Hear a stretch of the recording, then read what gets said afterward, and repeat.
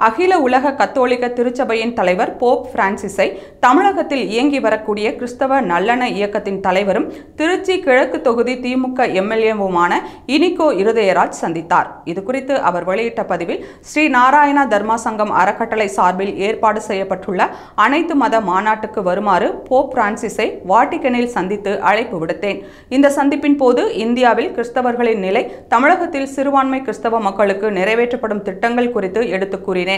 அவரது வருகைக்கு தமிழக முதல்வர் ஸ்டாலின் ஆவலோடு காத்துக் கொண்டிருக்கிறார் என்ற தகவலை தெரிவித்தேன். அனைத்து மத மாநாட்டுக்கு போப் பிரான்சிஸ் வாழ்த்து தெரிவித்தார்.